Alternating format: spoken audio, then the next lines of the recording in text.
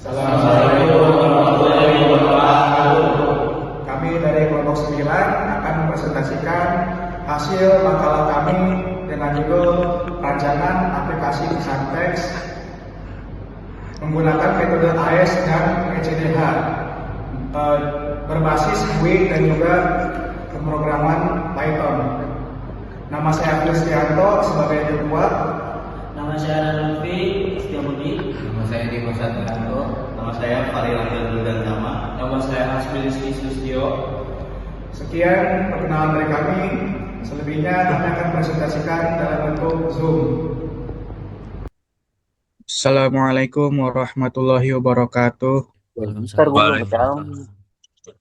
Kami dari kelompok 9 hari ini akan mempresentasikan hasil dari proyek enkripsi kami, yaitu rancangan aplikasi enkripsi pesan teks menggunakan metode AES dan juga ECDH berbasis GUI dengan pemrograman Python. Sebelum kami mulai, kami akan perkenalkan diri dahulu. Nama saya Afril Istianto Ananda Nabil selaku ketua kelompok.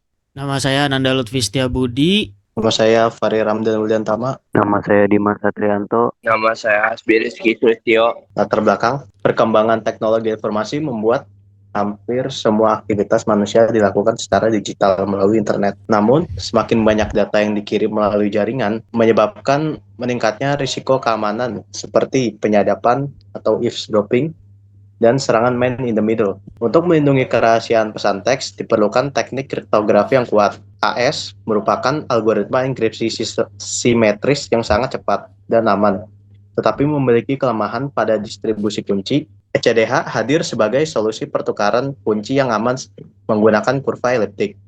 Maka kombinasi AES dan ECDH ini menjadi solusi terbaik untuk sistem enkripsi pesan teks di era modern. Rumusan masalah.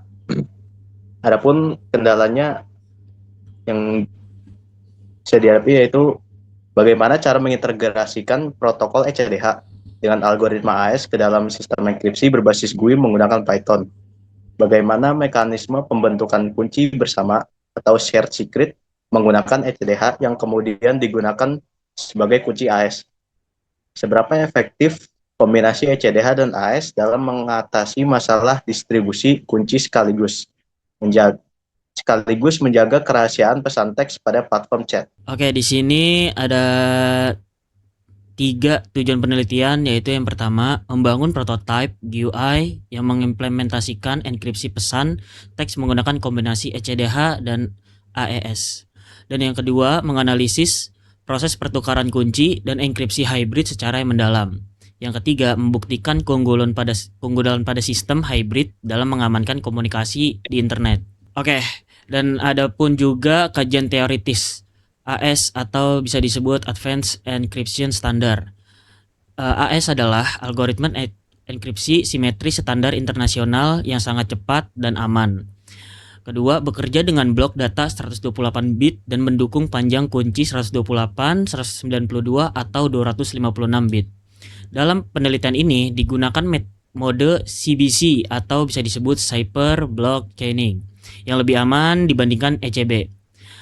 Dan di sini juga ada keunggulan dan kelemahan.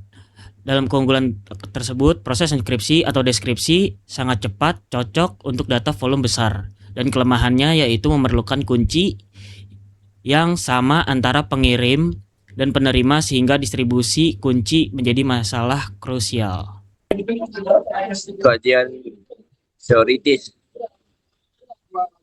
Kajian teoritis ECDH Elliptic Curve Diffie-Hellman. ECDH adalah protokol pertukaran kunci asimetris berbasis kurva eliptik, memungkinkan dua pihak menghasilkan kunci rahasia bersama shared secret tanpa mengirimkan kunci tersebut melalui jaringan. Keunggulan utama, kunci lebih pendek namun tingkat keamanan setara dengan RSA yang jauh lebih besar. Proses komputasi lebih cepat dan hemat sumber daya.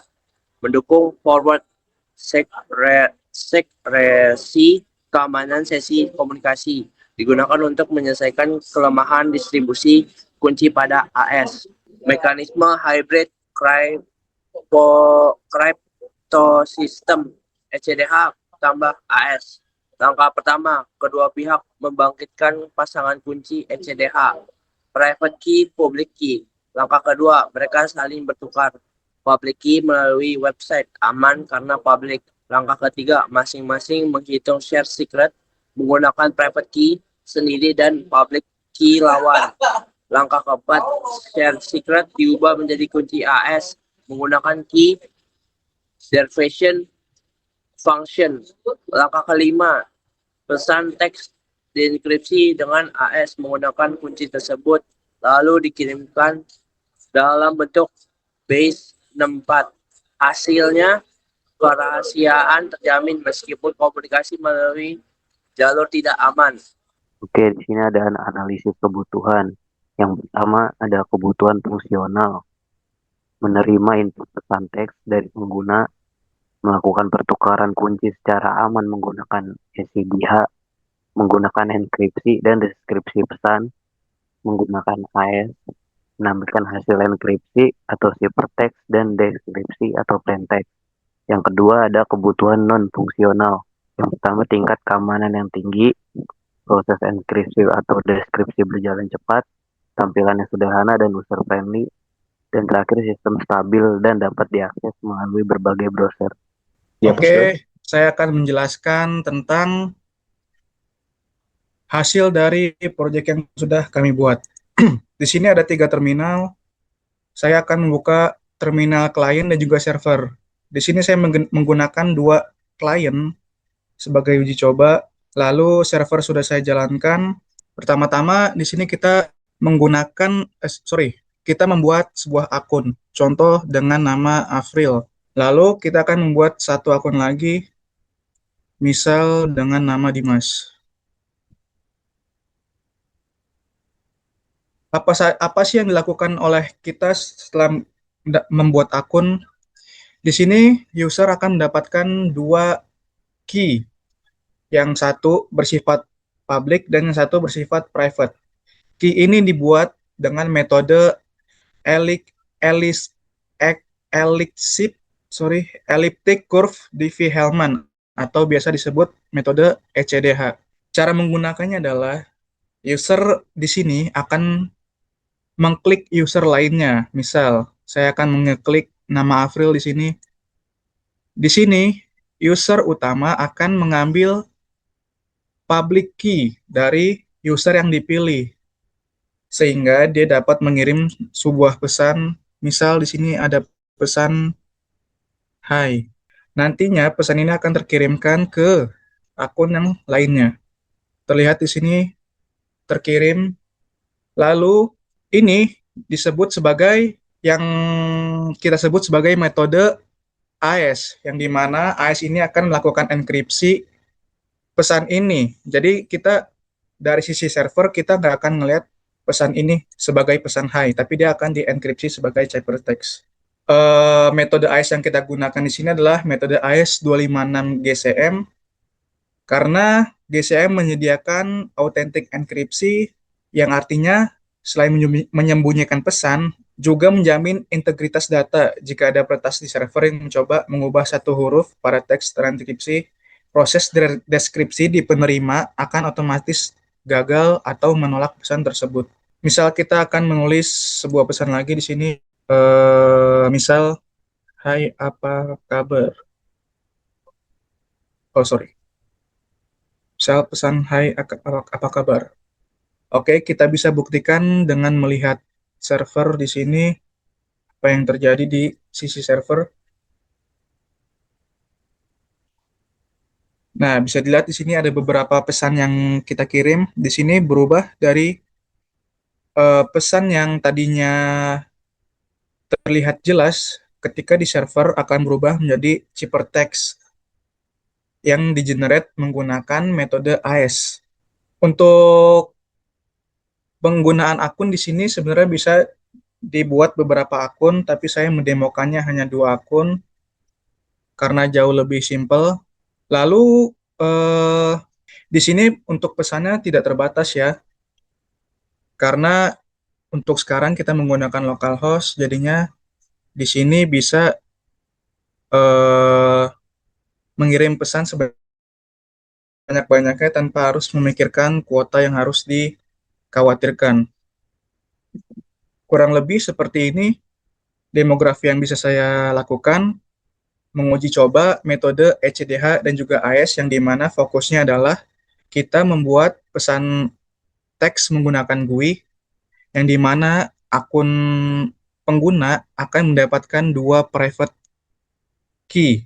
Yang satu adalah eh, private key yang ada di laptop user dan satunya lagi adalah public user. Mengapa kita nggak gunain RSA? Karena di sini kita udah banyak ya kelompok-kelompok lain menggunakan RSA, jadi kita menggunakan kombinasi ECDH dan juga AS. Keunggulan kekurangan RSA di sini juga terlihat karena secara komputasi dia sangat berat dan juga cukup lambat untuk mengenkripsi data secara terus-menerus, terutama ada di aplikasi yang kita buat yang kemungkinan kedepannya jika terus digunakan ini akan mengenkripsi pesan secara terus-menerus. Sekian dari demografi yang saya lakukan, kurang lebihnya mohon maaf. Kesimpulan, penelitian ini berhasil merancang dan mengimplementasikan aplikasi enkripsi pesan teks berbasis GUI menggunakan kombinasi AES dan HADH Hybrid Crypto System. Ini efektif mengatasi kelemahan distribusi kunci AES sekaligus menjaga kerahasiaan data dengan baik. Solusi ini sangat relevan untuk meningkatkan keamanan komunikasi di era digital saat ini. Sekian presentasi dari kelompok 9. Kurang lebihnya mohon maaf. Wassalamualaikum warahmatullahi wabarakatuh.